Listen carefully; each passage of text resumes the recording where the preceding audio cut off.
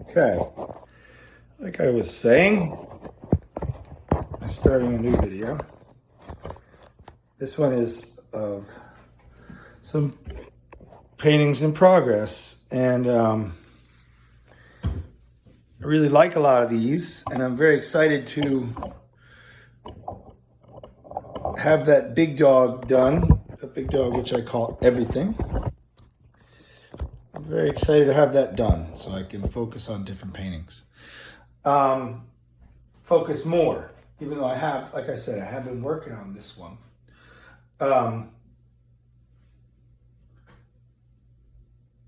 I do different things with my paintings.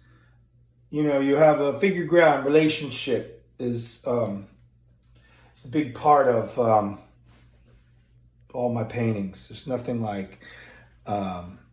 Occasionally, I will do an all-over abstract painting, and I like them. They're fun.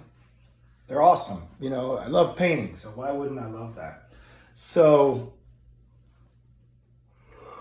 really very tired. I have a very irregular working schedule. It's about 11 in the morning now, and I woken up, but I haven't gotten enough sleep.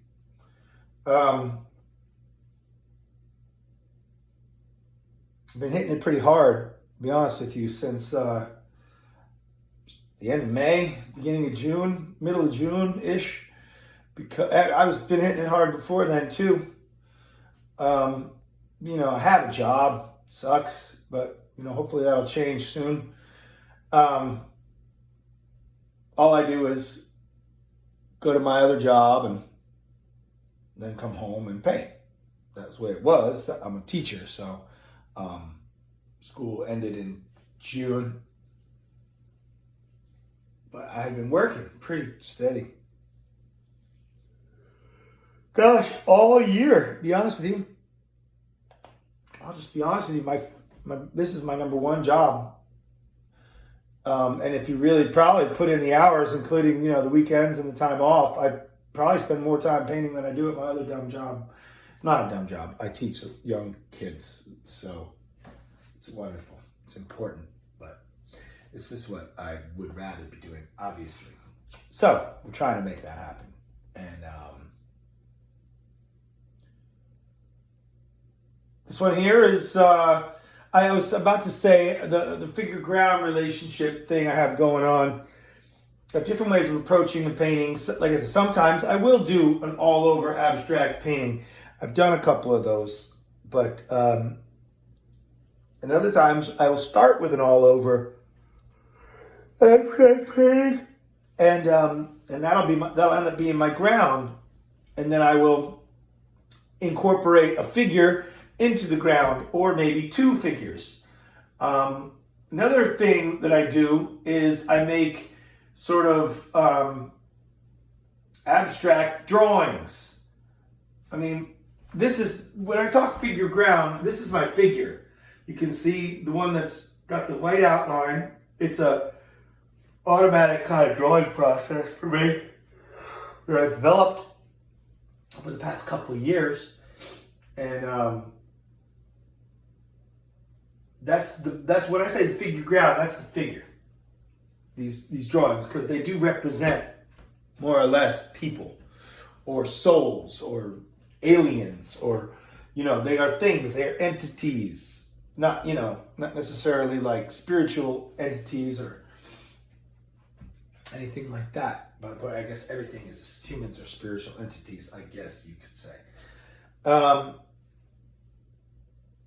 So that's what I mean by figure ground when I speak generally. But in the case of the type of underpainting or starting of a painting, a lot of times I will do a generic kind of abstract painting or drawing underneath, which is different than my symmetrical, quote unquote, drawings, abstract drawings.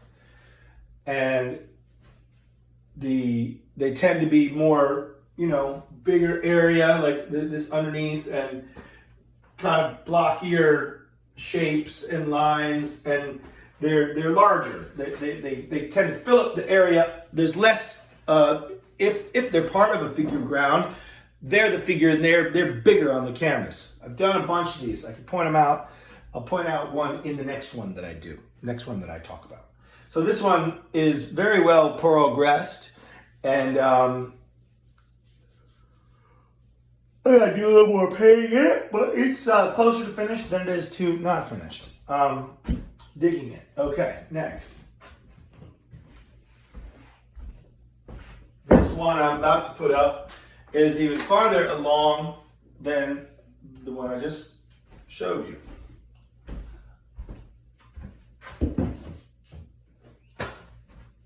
So, yeah, very close to being finished. This one has two figures. They are the same drawing. It's hard to tell because this one is not very defined. It will be basically one of the parts that I have to do is come back in here with the black. This one I have to come back in with a light blue and then some of that orange because I just came back in with this darker blue and the white. And so I got to come in with that lighter blue and the orange, come around with the black.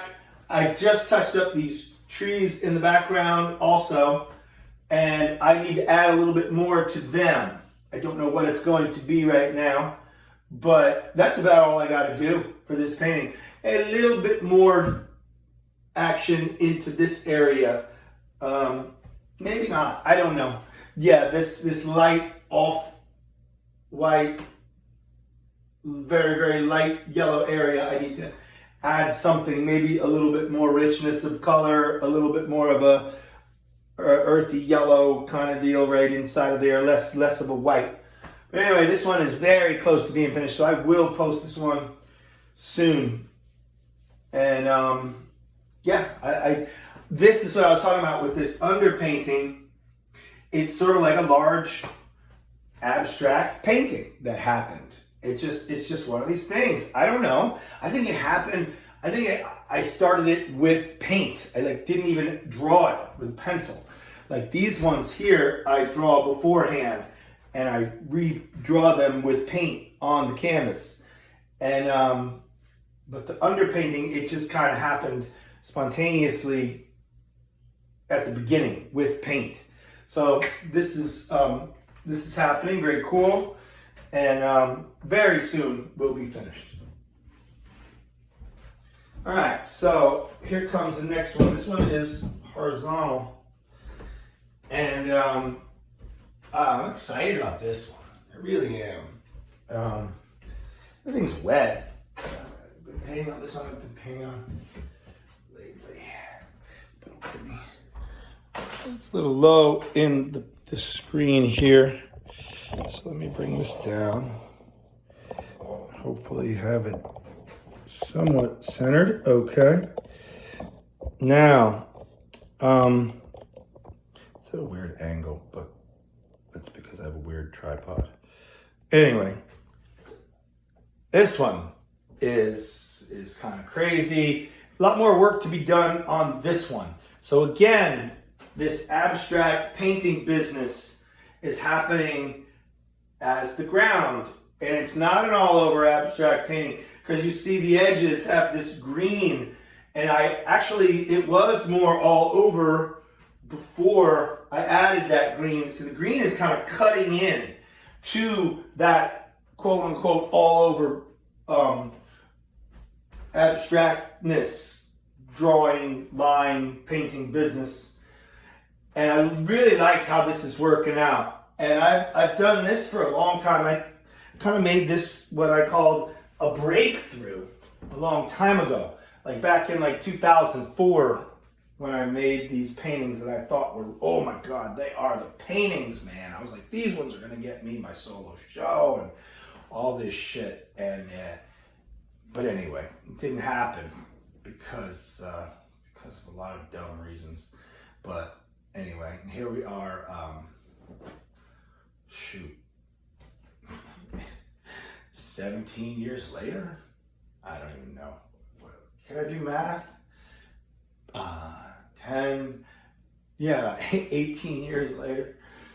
And I did the underpainting, and it was of the kind that were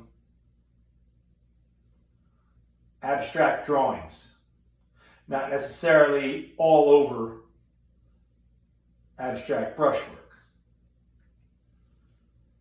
But the drawing and the lines did more or less go to the edge. And then, but there was a slight little bit of border around it. Like, I can't really call it border or edge, but I made it larger. I accentuated that by cutting in, making that abstract drawing smaller, and adding some air, cutting in to it. I love the way it turned out. This one has two figures again. Unlike the last one, they're different. The yellow one and this purple one. And then, like I said, we have this figure ground. And I didn't get into talking about it on the last one, but there is ways that the figure ground is integrated. The two are, how they work together on the canvas. And this one has the lines from the abstract drawing in the background coming into, across, and over and through the abstract drawing as if they were three-dimensional objects, and these ribbons of color are cutting through, which is nice, and I'm feeling that. And a lot of times I'll do just the opposite, where I'll have the background painting, and then I'll have the drawing, the abstract drawing that I put on top, and then from the inside color, because I got to decide, like, how am I gonna, I paint the background, okay, right? There's a number of different ways I could paint the background. A handful of ways, not a ton of ways that I will do, and then I figure, how am I going to paint the inside of the drawing? And a lot of times the inside of the drawing, the colors that I put on the inside, they reach out. But instead, this time, the outside, the background reaches in. The one I just showed you before, that is an example of the colors that I painted on the inside of the painting reaching out and spreading out. This is the opposite. So it's just great. Mental exercises, we love it. Mental exercises that you execute in paint, in their physical, and they're not three-dimensional, but they're on a two-dimensional surface. But it's just an actual practice. It's wonderful. Like, you do it. You don't talk about it. You don't think about it. Though even after you're done or while you're working, it is very fun to think about and talk about. All right, take this one down. Very nice, like it. And I have another horizontal one. Maybe it'll be the last one I show you. That is an example of this all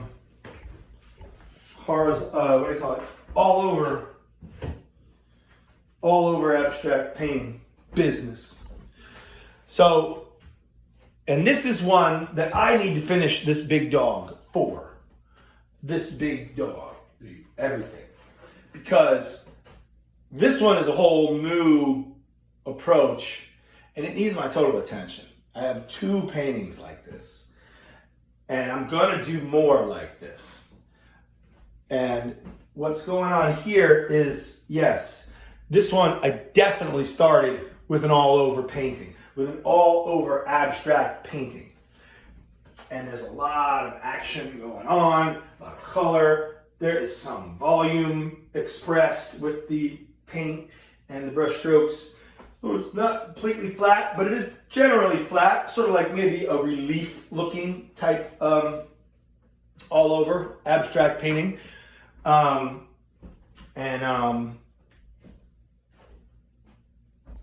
Something happened on this one. I was going to leave this along with another one that I have that I'm going to show you. Gosh, I got two more that are really good. And so I'm going to have to go through them all. But there's one other one that I did like this, where I was going to also leave that one as an all-over abstract painting. Same thing. This one, the next one is vertical, but all over abstract line color.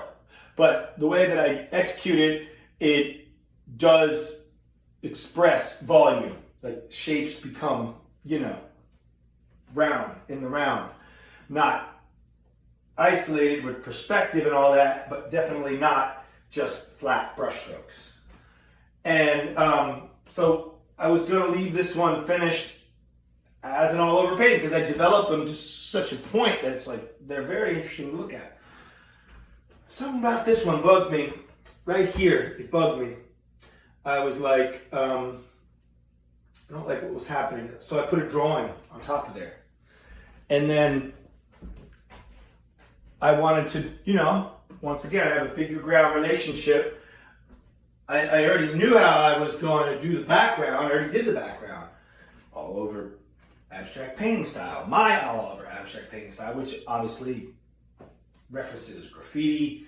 It references cartoons. It references just very funky, abstract type stuff. And so that ground is established.